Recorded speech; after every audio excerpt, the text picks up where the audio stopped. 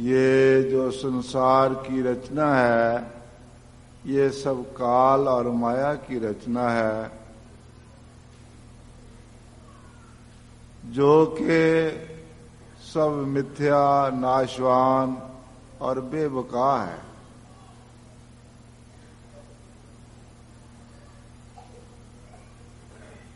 मगर इसकी कब इसको इंसान को ये पता चलेगा, कब ये सही समझ पाएगा, ये सत्पुरुषों की वाणियों द्वारा पता चलता है। अगर इस पर गौर करेगा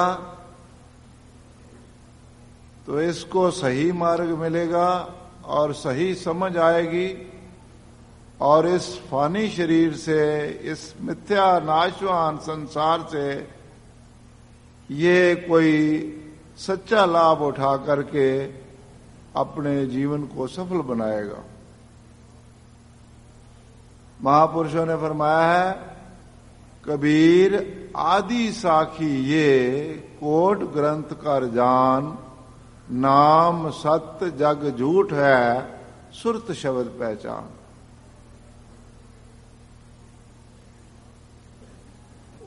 महापुरुषों ने करोड़ों ग्रंथों का एक सार तत्व बतला दिया आदि साखी में।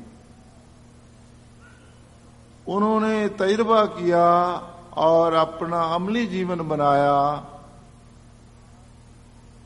संसार की सत्यता को जाना और मालिक की भक्ति में चित्त लगाया। तो उन्होंने ये ऐसा सार तत्व निकाला कि जो चीज है संसार की, ये सब मिथ्या है, झूठ है, नाशवान है। सत्य वस्तु क्या है? एक केवल मालिक का नाम सत्य है। मगर कैसे प्रतीत होगा? संसार में इतने लोग रहते हैं, सब कारोबार करते हैं, धंधा करते हैं, मिलते जुलते हैं, सब दुनिया का व्यवहार करते हैं, बहन भाई रिश्तेदार कुटुंब परिवार सबसे मिलकर के रहते हैं। मगर ये किसी को मालूम नहीं होता है कि ये मिथ्या है, नाशवान है, और ये भी पता है कि ये हमारे साथ नहीं रहेंगे, हमारा साथ नहीं निभाएंगे, बारी बारी एक एक करके जा रहे हैं और कितने ही चले गए और जाते ही रहेंगे, जा ही रहे हैं।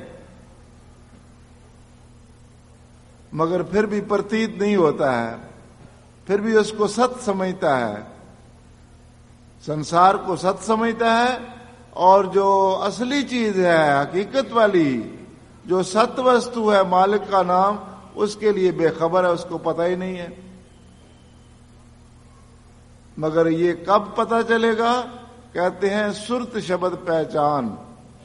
जब अपनी सुरत को सतगुरु के शब्द में, नाम में जोड़ेगा, तब इसको ज्ञान होगा, तब इसको असलियत होगी, तब इसको रोशनी होगी कि ये चीज सत्य है और ये असत्य है।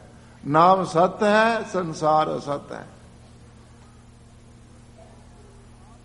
तो प्रेमियों, अब आप ही अंदाजा लगाओ कि जब संसार असत्य है और सब काम धंधे सब असत्य हैं, सब चीजें भी असत्य हैं, अपना शरीर भी असत्य है,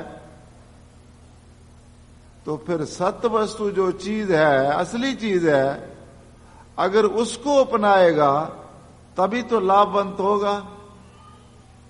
झूठी चीजों से दिल लगाने से ना तो इंसान को कभी सुख मिला है और ना सुख मिल सकता है, ना कोई लाभ उसको मिला है। मगर जो असली चीज है, सच्ची चीज है, सच्ची चीज मिल जाने से इंसान को खुशी मिलती है। अगर वो उसके पास मिल जाए तो उसको सुख मिलता है, आनंद मिलता है। अगर वो सच्ची चीज हमेशा के लिए उसके साथ में रहेगी तो अंत में भी उसका साथ निभाएगी, वो साथ में भी जाएगी। जैसे कि महापुरुषों ने अपनी वाणी में फरमाया है, हर जस रे मना गाए ले, जो संगी है तेरो, अवसर बीत्यो जात है, कहो मान ले मेरो। संपत रथ धन राज स्यों अति नेह लगायो, काल फास जब गल परी सब भयो पर आयो। जान बूझ के बावरे तै काज बिगाड़ो, पाप करत सुखचो नहीं न गर्भ निवार्यो। जे बिद गुरु उपदेशया सो सुन रे भाई, नानक कहत पुकार के गौ प्रभ सरनाई। महापुरुषों ने ये निर्णय करके बता दिया, ये तत्व निकाल दिया कि तेरी अपनी चीज क्या है और साथ जाने वाली चीज क्या है, अंत में साथ निभाने वाली कौन चीज है। कहते हैं हर जस रे मना गाए ले, ये मालिक का नाम जप ले, मालिक के नाम को अपने हृदय में बसा ले। क्या मतलब कि ईश्वर परमात्मा को ही अपना बना ले और सब चीजें जो है छोड़ दे, उनका ख्याल छोड़ दे। क्यों? बाकी चीजें साथ जाने वाली नहीं है। जो साथ जाने वाली है, संगी है, साथी है, हमदर्द है, वो संगी है तेरो। कौन सा नाम?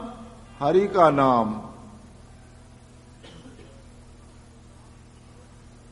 हर के नाम बिन कोई भी इंसान को जो है साथ नहीं देता है, ना साथ निभाता है। बाकी चीजें सब गिन गिन के बता दी महापुरुषों ने। संपत रथ धन राज से अति नेह लगायो।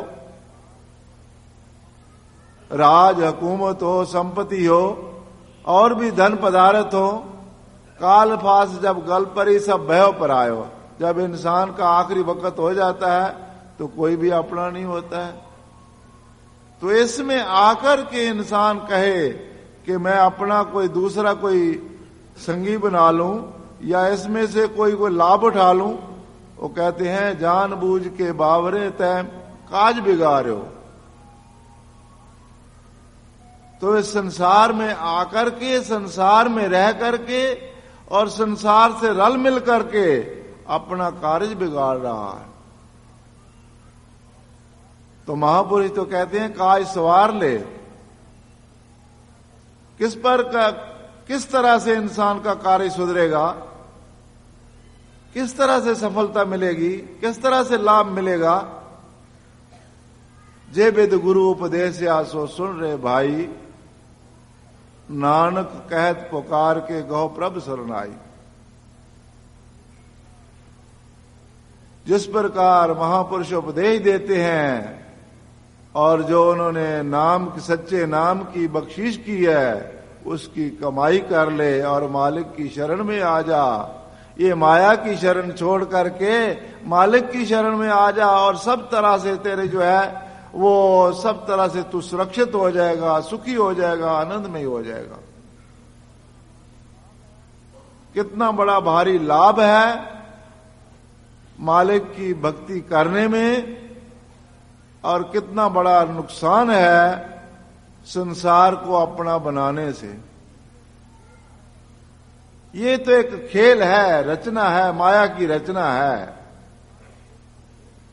अगर इंसान खेल को खेल समझे तो ठीक है, अगर खेल को असलियत समझ ले तो उससे कोई हासिल तो नहीं होगा।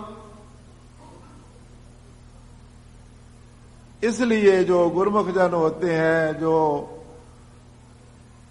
संस्कारी रूहें होती हैं, जिनको सत्पुरुषों की संगत मिल जाती है, उनको ही जो है सत्य और असत्य का ज्ञान हो जाता है। फिर वो असत पदार्थों को अपनाते नहीं, उनमें दिल नहीं लगाते। केवल बरतने के लिए चीजें हैं, उनसे उतना ही वो काम लेते हैं जितना वो काम देने की चीजें हैं। अन्यथा उनका जो चित्त है, मन है, सुरत है, वो केवल मालिक के नाम में रहती है। तो महापुरुष तो जीवन के सफल बनाने के लिए, इंसान को सुखी बनाने के लिए, लोक पर लोक संवारने के लिए वही रास्ता बताते हैं। कहे कि संसार में ये कोई काम बताएगा, ये असलियत का राज बतलाएगा, तो संसार में तो संसारी लोग यही कहेंगे, भाई धन कमा लो, मान इज्जत बढ़ा लो, कोई संपत्ति बढ़ा लो। मगर ये किसी ने ये कोई कह सकता है दावे से कि ये चीजें आखिर में भी काम आएंगी या तेरे साथ जाएंगी? साथ कोई नहीं चीज जाएगी। साथ न चाले बिन भजन बिख्या सगली चार, हर हर नाम कमावना नानक ए धनसार। बगैर भजन के, बगैर भक्ति के कोई चीज साथ नहीं जाने वाली। अगर नाम और भक्ति की कमाई कर ली तो कहते हैं वही उज्जवल मुख होकर के जाएगा इंसान मालिक की दरगाह। वही सार वस्तु है। सार वस्तु है जगत में पावन हरि का नाम, नाम हरि का सिमरते पूर्ण हो सब काम। अगर इंसान सब संसार के ख्याल छोड़ करके दूसरे दूसरे कामों से चित्त हटा करके केवल एक मालिक की भक्ति में लग जाए, हरि के नाम की कमाई में लग जाए, तो कहते हैं तेरे दुनिया के काम भी और परलोक के काम दोनों पूरे हो जाएंगे।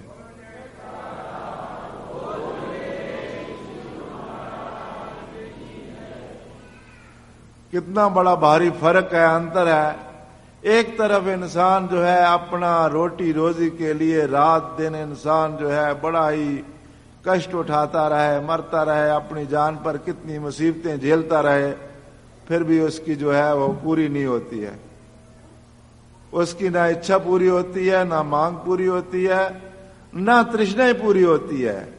इंसान फिर भी कल्पता रहता है, दुखी रहता है।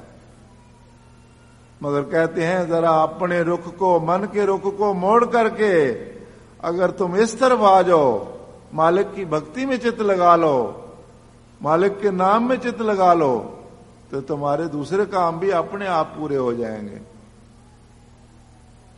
क्यों? भक्ति ऐसी चीज है जिसके पीछे सारी जो दुनिया है गुलाम है। माया भी उसके पीछे पीछे है। मगर ये समझ कब आएगी? जब इंसान अपने दिल में वो अनुभव करेगा, कमाई करेगा, तब अपने आप पता चलेगा। फिर उसको किसी चीज की चिंता ही नहीं रहेगी, परवाह ही नहीं रहेगी। तभी तो महापुरुषों ने इस पदवी पर पहुंच करके ये वचन फरमाए हैं ना, चाह गही चिंता मिटी मनवा बेपरवाह, जाको कछु नहीं चाहिए सोई शहनशाह। पर जब दिल से दुनिया की चाह चली गई, ख्वाहिशें खत्म हो गई, तो कहते हैं फिर वही शहनशाह है। क्यों? वो सब दुनिया की चीजें जो हैं उसके पीछे पीछे फिरती हैं, क्योंकि उसको एक मालिक की चाहना है, मालिक की ख्वाहिश है, एक उसको भगवान की ख्वाहिश है और किसी चीज की ख्वाहिश नहीं। तो भगवान के पीछे सारी रचना है, सारी सृष्टि है, सारे उसके गुलाम हैं, सारी उसकी सेवा करने के लिए तैयार हैं। मगर ये इतनी ऊंची चीज, इतनी जो है बहुत कीमती चीज, वो कौन ले सकता है? जो उसके ऊपर अपना जो है सब तरह के ख्याल छोड़ करके, सब चीजों का ख्याल छोड़ करके एक ही ख्याल उसके दिल में बसा हो, इतना पूर्ण विश्वास हो, इतनी पूर्ण लगन हो, ताकि उसके दिल में और कोई चीज न रहे। फिर देखो इसका कितना कितना इसको आनंद मिलता है, कितनी खुशी मिलती है, और कितना आगे का जो है मार्ग जो है सुधरता है।